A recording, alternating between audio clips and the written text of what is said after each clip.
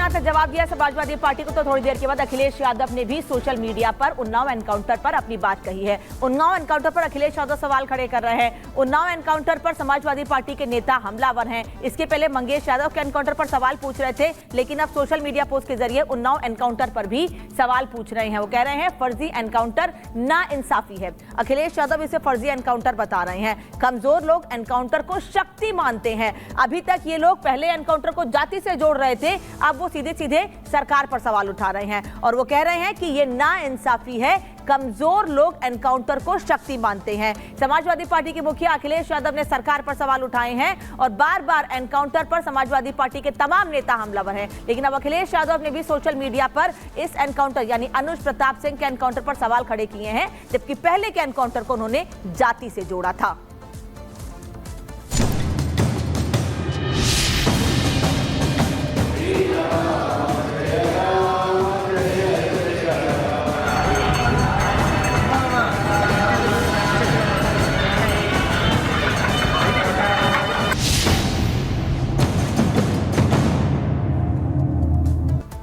और बढ़ते आगे अब बात कर लेते हैं तिरुपति बालाजी मंदिर के प्रसाद की, क्योंकि इसमें चर्बी होने का मामला अब और तूल पकड़ता जा रहा है। मामले की तह तक जाने के लिए अब एसआईटी का गठन किया गया है, जो पूरे मामले की जांच करेगी और जल्द ही सरकार को अपनी रिपोर्ट सौंपेगी। हालांकि अशुद्ध प्रसाद को लेकर अब सीएम चंद्रबाबू नायडू और पूर्व सीएम जगन मोहन रेड्डी भी खुलकर एक दूसरे के आमने सामने आ गए हैं और एक दूसरे पर आरोप लगा रहे हैं।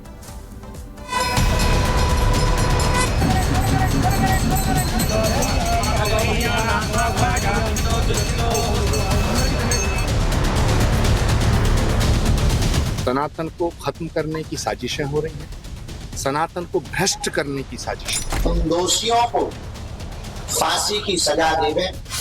मंदिर का शुद्धिकरण, महाशांति का यज्ञ।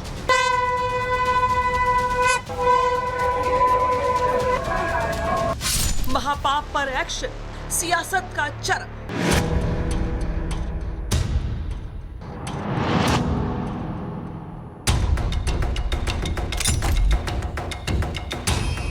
तिरुपति बालाजी मंदिर के महाप्रसाद में चर्बी मिले होने का मामला दिन ब दिन बढ़ता ही जा रहा है।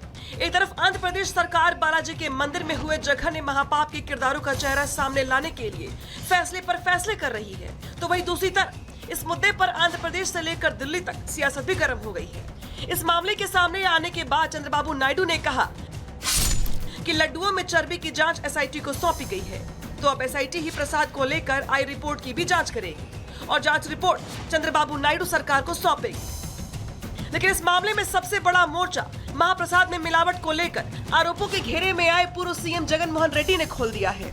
जगन मोहन रेड्डी ने पीएम मोदी को एक चिट्ठी लिखकर इंसाफ की गुहार लगाई है। जगन ने पीएम को लिखी चिट्ठी में जहां खुद को बेकसूर बताया है, तो वहीं सीएम चंद्रबाबू नायडू पर कई गंभीर आरोप भी जड़ दिए हैं। जगन मोहन रेड्डी ने पत्र में लिखा है कि चंद्रबाबू नायडू आदतन झूठ बोलने वाले व्यक्ति हैं। वे इस हद तक गिर गए हैं कि उन्होंने केवल राजनीतिक फायदे के लिए करोड़ों लोगों की आस्था को ठेस पहुंचाया है। प्रधानमंत्री जी, मेरे खिलाफ जो झूठ फैलाया गया है उसकी सच्चाई सामने लाई जाए और मंदिर की पवित्रता को बनाए रखा जाए। हालांकि जैसे ही इस मामले में पूर्व मुख्यमंत्री जगन मोहन रेड्डी ने पीएम मोदी को चिट्ठी लिखकर सच्चाई सामने लाने की गुहार लगाई, सीएम चंद्रबाबू नायडू भी जवाब देने के लिए सामने आ गए और उन्होंने दावा किया कि पिछली सरकार के पाप माफ करने के लायक नहीं है और उन्होंने प्रसाद को लेकर जो बातें कही हैं, वो तथ्य उन्होंने खुद नहीं बल्कि खुद भगवान बालाजी ने कहलवाई हैं।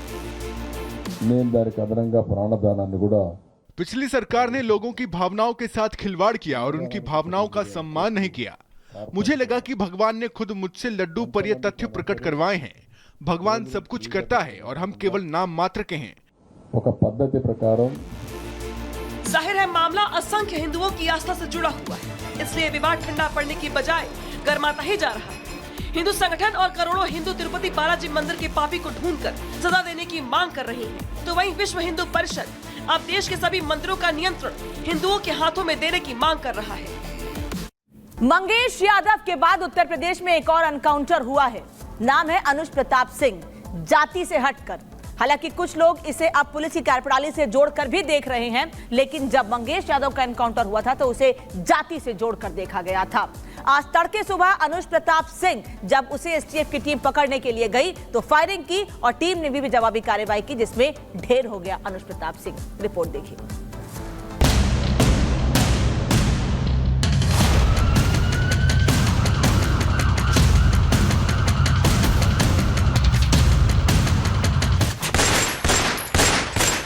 न जात न पात,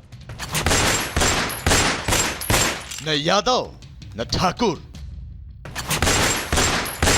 बाबा के राज में जैसा अपराध वैसा हिसाब। जो मंगेश का हाल वह इस सुल्तानपुर लूटकांड के तीसरे आरोपी अनुज प्रताप सिंह का अंजाम। उन्नाव क्षेत्र में मुठभेड़ हुई, जिसमें एक बदमाश घायल हुआ और दूसरा मौके का फायदा उठाकर भागने में सफल हो गया। घायल बदमाश की शिनाख्त अनुज प्रताप सिंह पुत्र धर्मराज सिंह निवासी ग्राम जनापुर थाना मोहनगंज जनपद अमेठी के रूप में की गई है, जो 1 लाख का इनामिया था। प्राथमिक उपचार के बाद जिला अस्पताल उन्नाव भेजा गया। जिला अस्पताल में अभियुक्त को चिकित्सक द्वारा मृत घोषित कर दिया गया। यूपी में सुल्तानपुर लूटकांड के एक और आरोपी अनुज प्रताप सिंह उन्नाव में पुलिस मुठभेड़ में मारा गया। यूपी एसटीएफ के साथ उन्नाव पुलिस ने बदमाश अनुज प्रताप सिंह को एनकाउंटर में मार गिराया। ये मुठभेड़ उन्नाव के थाना अचलगंज में हुई। हालांकि सुल्तानपुर लूटकांड में हुए इस एनकाउंटर को उन लोगों को यूपी पुलिस का जवाब माना जा रहा है जो यूपी में हो रहे अपराधियों के एनकाउंटर को जातिवाद का एंगल दे रहे थे, जिसमें पहला नाम समाजवादी पार्टी के अध्यक्ष अखिलेश यादव का है। झूठी कहानी पढ़ी जा रही है एनकाउंटर को लेकर के। कोई ऐसा व्यक्ति नहीं है जो न जानता हो कि भारतीय जनता पार्टी की सरकार में झूठे एनकाउंटर हो रहे हैं, हत्या की जा रही है। जो मंगेश यादव की हत्या हुई है, गांव से लेकर के आसपास के लोग जानते हैं कि पुलिस रात में आई थी, उठा ले गई। और तो आप देखते होंगे जब उनके किसी एक माफिया साकृत को, किसी डकैत को जो पुलिस मुठभेड़ में मारा जाता है, जब मारा जाता है तो इनकी दुखती हुई नस पर जैसे पुलिस ने उंगली रख दी हो, तब ये चिल्लाने लगते हैं।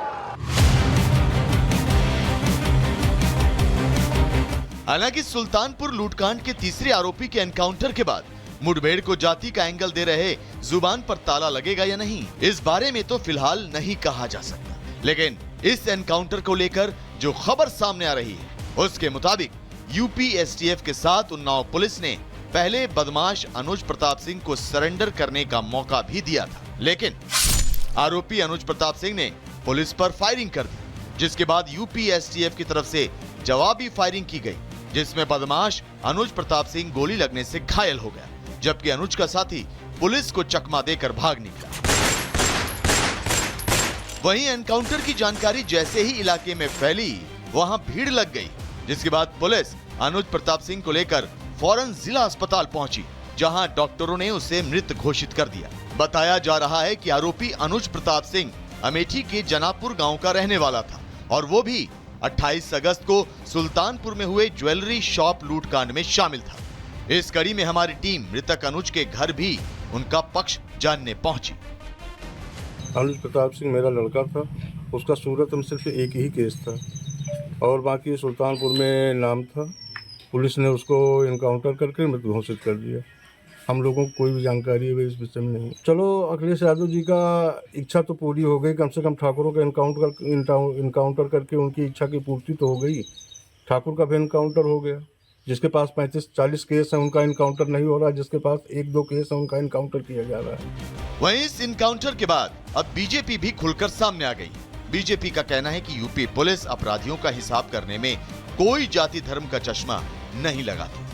अपराधियों, माफियाओं और आतंकियों पर कार्रवाई करती है तो जात